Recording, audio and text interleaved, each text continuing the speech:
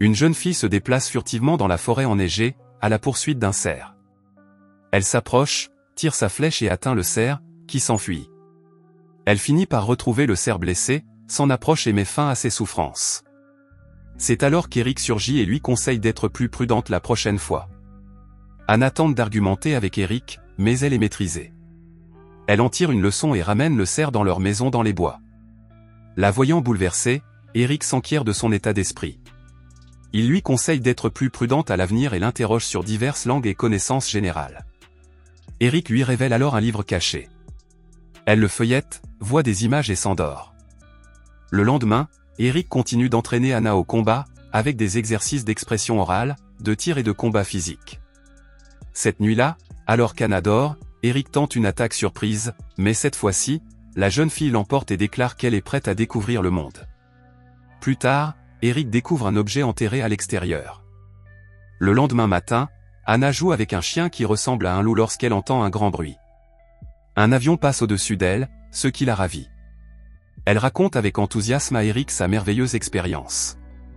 Il lui suggère d'appuyer sur un bouton si elle veut vraiment quitter la forêt. Après avoir découvert les défis du monde extérieur, Anna décide de ne pas partir et de rester dans la forêt. Le lendemain matin, Eric enfile sa tenue de chasse et rassemble son équipement. Seule, Anna s'active pour appuyer sur le bouton qui déclenche immédiatement une alarme dans un appartement. Une femme se réveille, fait taire l'alarme et commence sa journée. Dans la forêt, Eric revient de sa partie de chasse et découvre qu'Anna a déjà appuyé sur le bouton. Il s'assoit pour réfléchir à ce qu'ils vont faire. Pendant ce temps, dans un bâtiment de l'agence, un homme informe la femme de l'appartement qu'un signal a été détecté dans la forêt. Ils sont en mesure de localiser la position d'Eric, ce qui nécessite une réunion immédiate des agents principaux. Le sort d'Eric Heller est discuté, certains préconisent l'intervention d'Interpol, tandis que Marissa convainc le conseil de laisser leur agence s'en charger. Ailleurs, un agent nommé Lewis détermine l'emplacement précis d'Anna. De retour à la maison forestière, Eric enfile une tenue de travail moderne et s'en va, laissant Anna derrière lui. Ce soir-là, les agents convergent vers la maison forestière. 2 gardes font une descente dans la maison, mais ils sont éliminés par Anna. Alors que Lewis informe Marissa qu'Eric a échappé à la capture, elle lui ordonne d'emmener Anna quand même. Au centre de détention, Anna est placée dans une pièce et interrogée par un agent qui tente de se lier d'amitié avec elle. Lorsqu'on lui demande ce qu'elle souhaite, Anna exprime son désir de parler à Marissa, qui l'écoute. Marissa informe Lewis de son intention d'arriver dans la soirée et l'entretien est temporairement suspendu. Au centre, les scientifiques analysent les échantillons de sang et d'ADN d'Anna et sont surpris par les résultats. À la tombée de la nuit, Marissa arrive au centre et fait visiter Anna par son double. Équipé d'un microphone, le sosie communique avec Anna en diffusant exactement ce que Marissa dirait. Cela affecte émotionnellement Anna, qui embrasse son double, à la grande désapprobation des agents qui l'observent. Craignant pour leur sécurité, les agents ordonnent aux soldats de ramener Anna dans sa cellule. 2 agents se précipitent dans la salle d'interrogatoire et tentent d'endormir Anna, mais celle-ci anticipe leurs gestes et neutralise toutes les personnes présentes. Elle quitte ensuite la pièce et commence à chercher une issue. Rencontrant plusieurs soldats, elle se fraye un chemin à travers le système de ventilation de l'installation, rampant jusqu'à un vestiaire. Là, il fait face à une personne qui sort des toilettes et pointe une arme sur elle. Anna poursuit son chemin, repoussant un autre scientifique qui cherche à se libérer. Finalement, Anna réussit à entrer dans une bouche d'égout, réalisant l'isolement de l'installation. Alors que des camions de l'armée passent au-dessus d'elle, elle s'attache habilement au-dessous de l'un d'entre eux pour le transporter. Une fois qu'elle a atteint un endroit apparemment sûr, elle se détache et regarde dans le désert. De retour au centre, Marissa ouvre un coffre-fort, révélant puis brûlant un dossier. Cet acte déclenche un flashback d'une mission passée au cours de laquelle elle devait éliminer une famille. Dans ce flashback, Eric parvient à s'enfuir dans les bois avec la jeune Anna.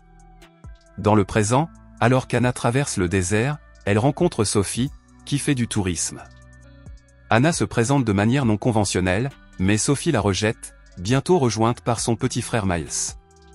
Les parents de Sophie la rappellent dans leur camping-car et, au moment de partir, proposent à Anna de la raccompagner, ce que cette dernière refuse, préférant marcher. Pendant ce temps, Marissa, à bord du jet privé de l'agence, ordonne à son équipe de se concentrer sur la recherche d'Eric, et non d'Anna. Au sol, Anna s'approche d'une rivière où un groupe de femmes lave des vêtements. Elle prend l'un des vêtements et se dirige vers la ville. Elle entre dans la boutique d'un vieil homme et communique avec lui dans une autre langue. Fascinée, elle regarde la télévision dans sa boutique et l'homme l'autorise à y passer la nuit. Cependant, accablée par les appareils électroniques qu'elle ne connaît pas, Anna s'enfuit à l'extérieur où elle aperçoit à nouveau Sophie et Miles. De retour en ville, Marissa sort d'un taxi et entre dans un bar appelé Safari, demandant au propriétaire de l'aider à retrouver Anna. Le lendemain matin, Sophie se dispute avec ses parents dans leur camping-car, coincés dans les embouteillages. À leur insu, Anna s'est cachée dans leur camping-car la nuit précédente. Dans une autre scène, l'homme de tout à l'heure est montré attaché à une chaise et interrogé par deux agents qui trouvent ce qu'ils cherchent dans ses caméras. Ils l'éliminent et s'en vont. Lorsque le camping-car passe en dessous, l'agent, à vélo, commence à les suivre. À l'intérieur du camping-car, Anna observe la famille qui s'amuse. Pendant la nuit, Anna quitte sa cachette et se dirige vers une piscine dont elle boit l'eau.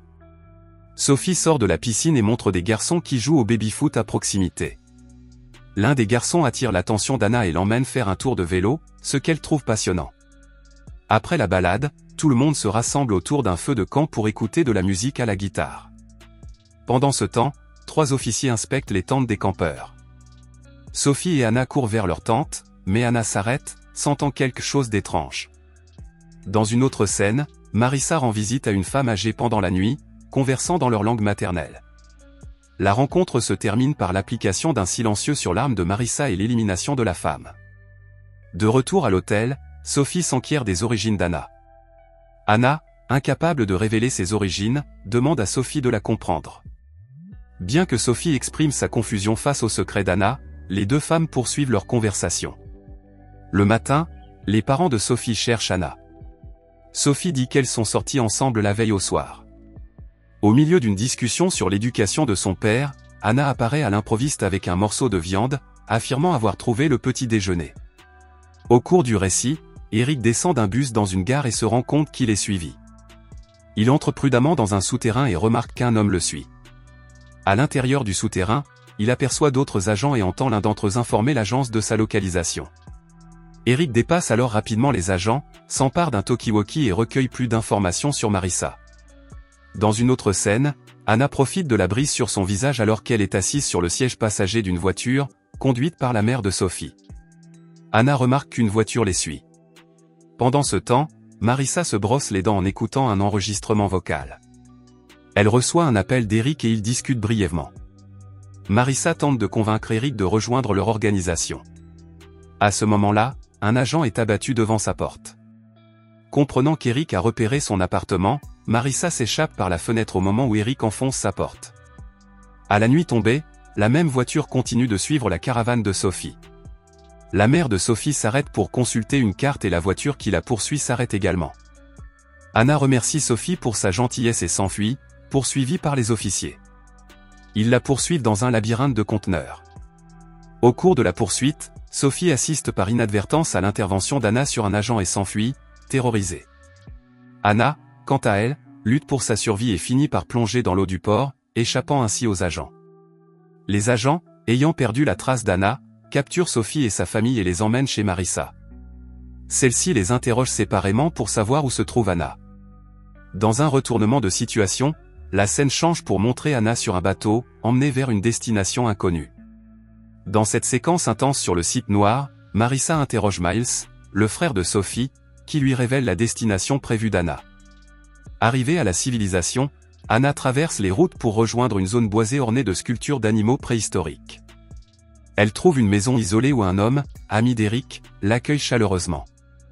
Il lui donne une enveloppe avec l'adresse d'Eric, de la nourriture et un passeport, en lui expliquant qu'elle doit avoir une photo.